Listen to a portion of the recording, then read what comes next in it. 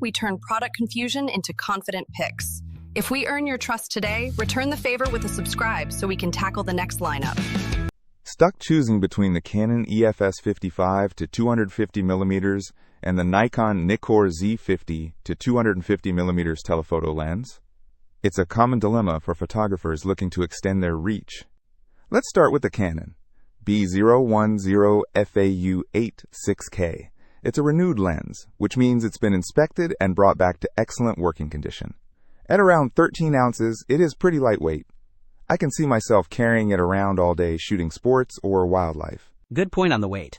The Nikon B08429DYDJ is a bit heavier at 1.8 pounds, but it's also a renewed product, so you get that like-new assurance.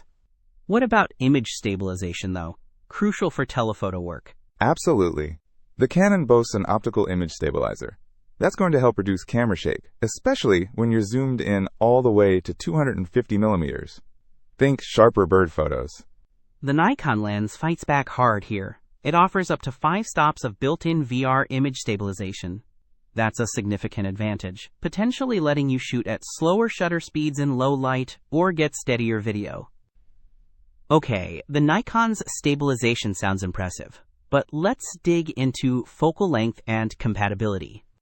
The Canon covers 55 to 250mm, equivalent to 88 to 400mm on a full-frame camera. That reach is great for getting closer to distant subjects without physically moving. The Nikon mirrors that range at 50 to 250mm, but here's the kicker. It's designed specifically for Nikon's Z-mount mirrorless cameras. So if you're in the Z system, this is your lens. Exactly. The Canon lens is designed for Canon's EF-S mount, which means it's primarily for their crop sensor DSLRs like the Rebel series. It won't work on their full-frame cameras without an adapter, and even then, it's not ideal. So it really boils down to your camera system.